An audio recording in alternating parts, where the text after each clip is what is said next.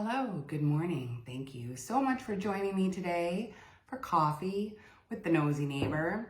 We're going to look at what's happening in the market right now. And then I am joined by Kirk Cooper from Cooper Law. We're going to talk with you a little bit about what the offer process looks like once you have bought your property. And of course, a dive into the Leslieville stats. So what is happening in the market right now? Well, this year's spring market is a quiet one. First question I want to address though is, what is the spring market?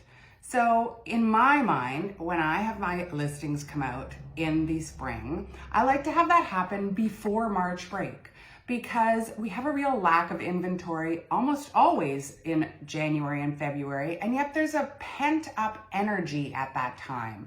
So with a lack of product and a bunch of energy, you can typically get some pretty great results.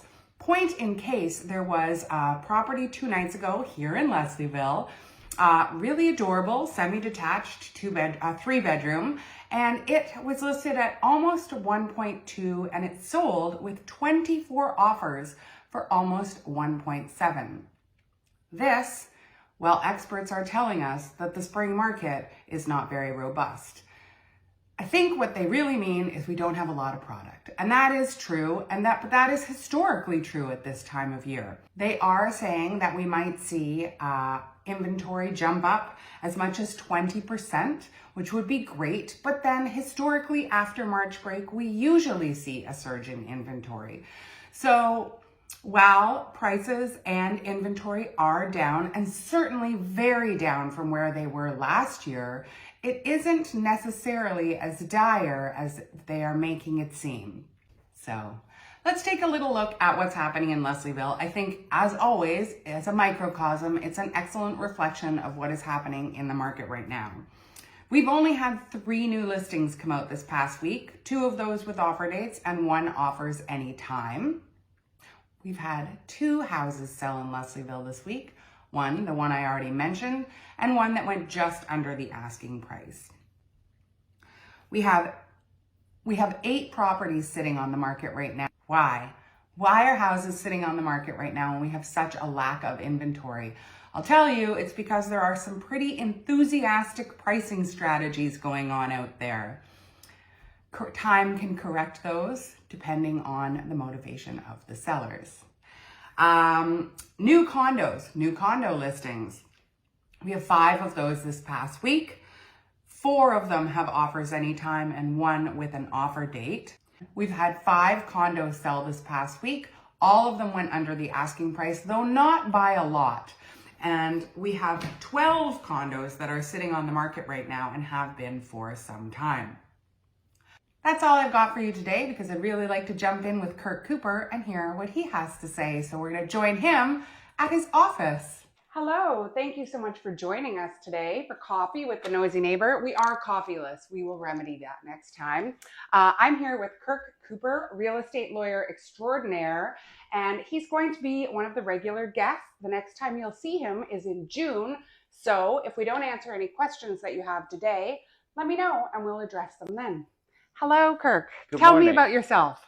Good morning. My name is Kirk Cooper. I'm a lawyer. I have been practicing law for over 30 years in Toronto, and my practice is mostly real estate law, residential, and I do wills and estates and trusts. Excellent. So in terms of real estate, once the deal is signed, what is the first step?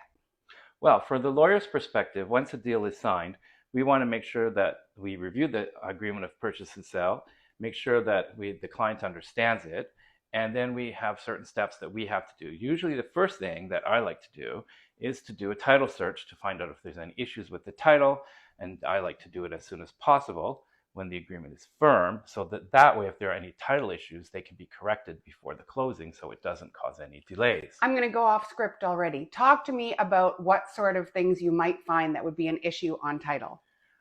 Issue on title. The most common problematic thing you might find on title is an old mortgage that people didn't take off title. This happens lots of times with older people, where the husband and wife bought the house 30 years ago, they paid off the mortgage, and the lender never took the mortgage off of title. So that's a very common thing. Okay. It's not usually problematic to fix that as long as you can find the lender. Okay. Because sometimes those lenders don't exist anymore and they have been amalgamated with another bank or something else. Right.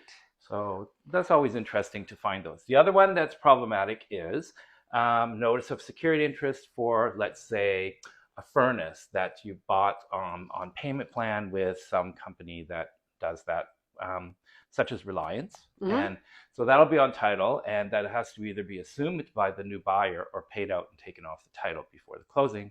So you need to have enough lead time from our end to be able to process those things in advance. Right, sort out any pitfalls. What about something like a work order? Again, is that something the same sort of? Usually, a work order is problematic because you have to get it cleared from the city, and that takes a lot of time because the city inspector usually has to come out, make an appearance at the property, see what it is, make sure that it's fixed. We all know how quickly the city moves. Yes, but mostly I usually buy title insurance from my clients, which generally you don't have to then do a work order search. So if it ever turns up later and you find it, the title insurance company is obligated to fix it. Okay, good to know. Unless you know about it in advance, in which case then you have to go and sort it out. Now, I may have already asked a question that you're going to that covers this next question, but what are some of the biggest pitfalls and how do you avoid them?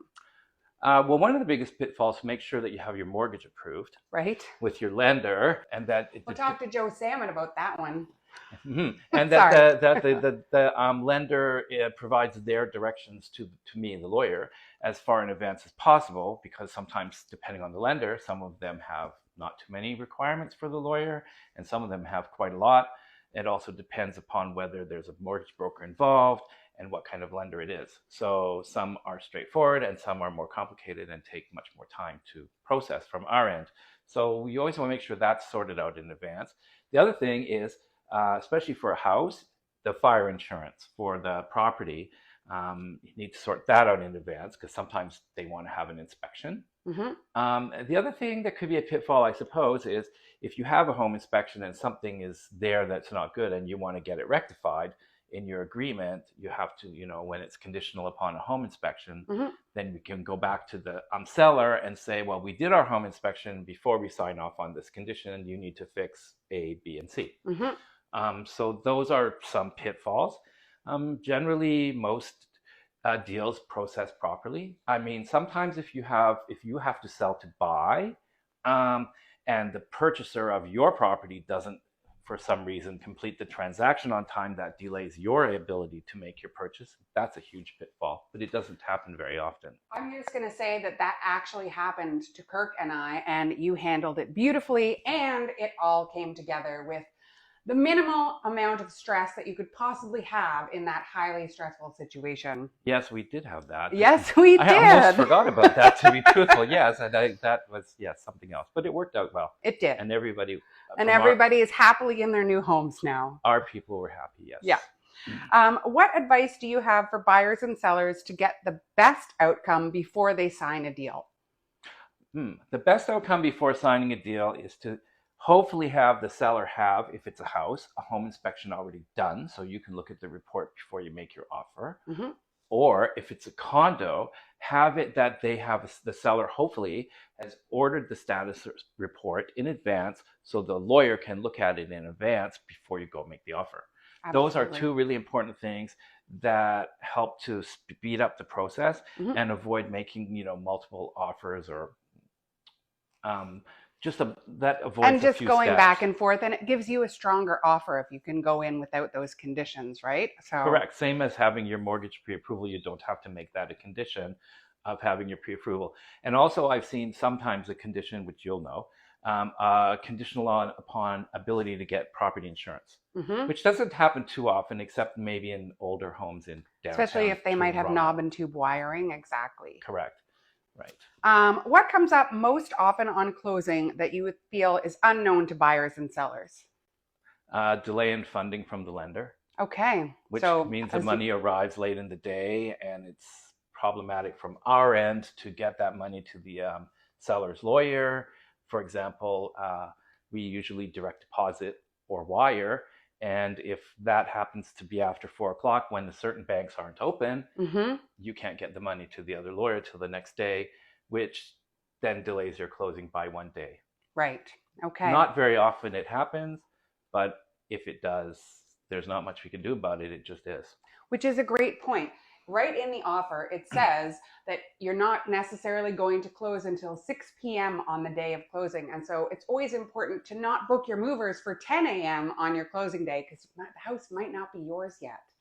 Correct. And especially if you're going to sell and then move to your new property, you may not have the money from your sale until later on in the day, because the other lawyer has to get the mortgage money and send it to the purchasing, the selling lawyer, who then has to use it to do the purchase, which is why I often recommend in that circumstance to get a bridge and close on a different day and just cover it over. Yeah, much less stressful. So you can move to your new house before and then a few days, and then complete your sale and pay off your bridge loan. Perfect. Well, thank you so much for joining me today. I look forward to seeing you again in June. And remember, if you have questions for Kirk, let me know and we will address them. And thank you for inviting me to your video. And next time we'll have coffee. Thank you so much for joining me today for Coffee with the Nosey Neighbor. I hope you like my new format. There are going to be some kinks working it out, so please bear with me. If you like what you see, I would invite you to please like my page. If you are thinking of buying or selling, I would love to chat with you about how to make that the least stressful and most profitable experience for you. And that's really it. Thanks for joining. Remember, it's better in the Ville.